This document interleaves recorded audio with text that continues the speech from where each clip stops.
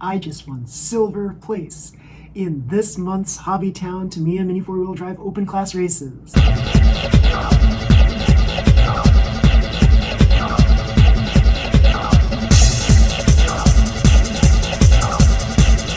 This is my car, Wolfie.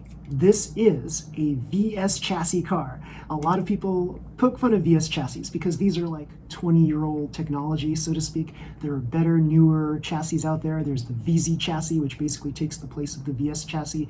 There are a lot more expansion options on the VZ chassis than VS. On the VS, you have to do things to the chassis to make it modernized so that you can add modern equipment to it. So what I did here is I didn't have to drill very many holes into the chassis at all. In fact, I didn't drill any holes in the chassis.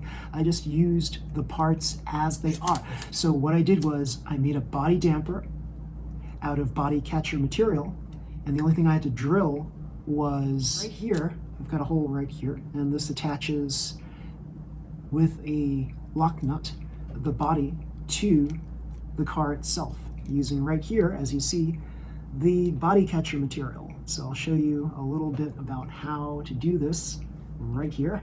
You'll see right there that I've got the body catcher material the way I designed it.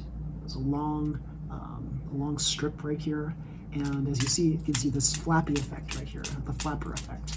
And here I've got these suspended weights, and I made sure that I had angled carbon pieces here so that it would direct the movement of the weights from this angle to a more perpendicular angle. Yes, because you want to keep the weights at a more perpendicular angle than at this kind of angle, because the physics of the car, as the car jumps off the hill and lands back, you want to make sure that the weights are as close to the wheel as you can. Not angled towards the wheel per se, but angle at least down, because you want to make sure that that force of the weight, the gravity, goes down. So there's also these weights in the back that I shifted from the rear spot here to something closer to the rear of the vehicle, and I suspended another plate here so that I can have an underguard on the rear. So the underguard basically allows me to attach my dragon tail onto it, as you see here, and I attached it with tape. I have to basically reapply the tape every now and again because it does scrape off. Not so bad though. On the front it does scrape off a little bit more. These are my underguards here, and I made them out of carbon pieces. So they resemble the underguards from the underguard kit. So these are carbon plate versions of that, and I just covered them up with tape so that they don't get scraped up a lot. So yeah, the tape here has to be replaced more often than the tape back here. The tape back here, basically, it just rubs off with the dragon tail, and I just have to reattach new tape on here every now and again. So yeah, and I've got these wheels here. These are special wheels that are made by Madtang, and they are low friction sponge on the front tires and super hard sponge rear tires. And yeah, they are punctured with 72 millimeter hollow shafts. Pretty cool. And let's see, what else? Oh, I decided to use an atomic tuned motor in this month's race because my Power Dash motor was way too powerful, and this race this month was based more on the technical aspects of your car versus speed. So if you take a look at the track right here, you will see that there are 4 digital curves. There is an incline as well. First incline, it's a doozy for some people, and then there are 2 dragon backs, so those are challenging as well. A lot of the cars would slip underneath the tunnels after they get out of the dragon back and crash into the overpass as the car goes down below the underpass. So that's a shame. So yeah, anything more powerful than atomic tune for this particular car, this was built for speed, and I decided to just slow it down. Anything faster than atomic tune would just cause this to course out. So this basically stayed on the track very well. I probably could have amped it a little bit more using a torque tune motor, but I didn't want to chance it too much, so I felt that my atomic tune motor in here was a nice compromise. It's a fast motor for this particular car. It was basically the atomic tune motor that I used in this car before I upped it to the power dash motor. So I'm very proud of this build right here. This is a pretty nice build. So I added these stabilizers in the top. That helped it stay within the track better. It hugged the track better. I also have these special aluminum ball race rollers, also designed by Mad Tang, on the bottom. And these are much lighter weight than standard aluminum ball race rollers. Although the weight of the original ones that I had on here before kept the car more like solidly on the ground, but because I shifted the weight a little bit further towards the center of the car, everything was a lot more balanced. So when I did the drop test with this particular combination, this car is the flattest landing car I have. When it drops and lands, it just stops right there. It doesn't bounce up at all, or if it does bounce up, very, very little. It is the most stable car I have. So it was almost like I was challenged. If you recall, I was challenged not long ago about how I design cars, and rather than cite my creative abilities, someone basically said, "Oh, you're just doing this all wrong." And so I said to myself, well, I'm going to just design this the way I know it should be. And I did. And I got silver place. Yeah.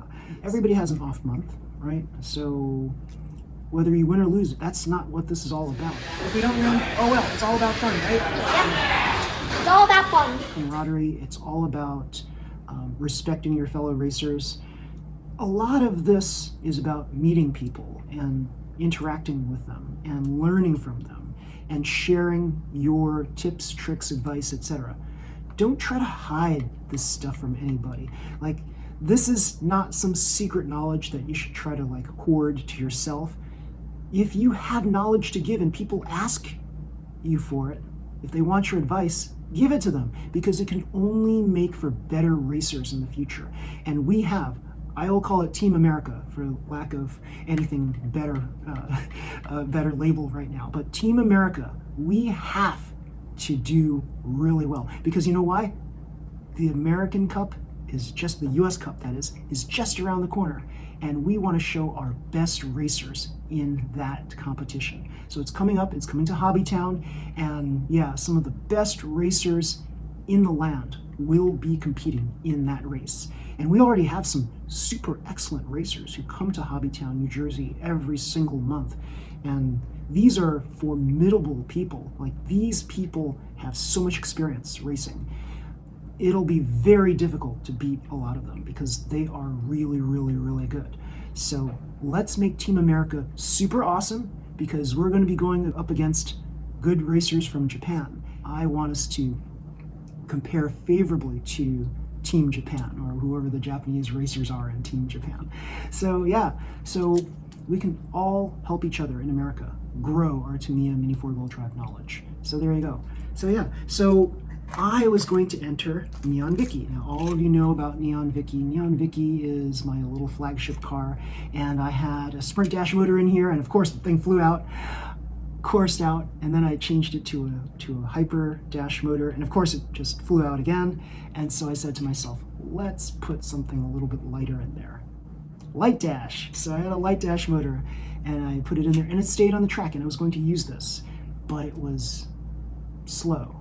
It would have done okay. It probably would have gotten third place, not second, because this thing wasn't really built like this. Like this is stable when it lands and drops, but not like this. This is like my engineering know-how in here, and it just worked out really well. So that's pretty cool. So for silver place, I got to pick prize, and I picked this. This is a setting gear set, and this is a very cool thing. This setting gear set includes a hollow propeller shaft. It also includes all the different gears that you'll need to use and change when you're doing some like on-the-fly kind of adjustments for your mini four-wheel drive cars. It's also got a fluorine-coated gear shaft, as well as a 620 bearing, and carbon-reinforced gears, as well as carbon-reinforced pinions. So this is a super cool thing, and yeah, this is a good second place prize. I love it. So yeah, initially this was a really fast car, but it didn't have a body damper, it didn't have a flapper. Yeah, it was really built for speed. It was designed to compete fairly well against my Koala Racer. My Koala Racer was basically the fastest car in my fleet at one time, and then this ended up being the fastest car. And now, this is probably, like, I'm not gonna say it's the best open class racer, but it is a very good one, and I'm very proud of it because I used a hard body shell on here, and I designed my own damper system. So yeah, pretty cool. So everybody, if you like this video, please slam the like button, subscribe to my channel, and you'll see more videos just like this one. So until next time, everybody, see ya, bye.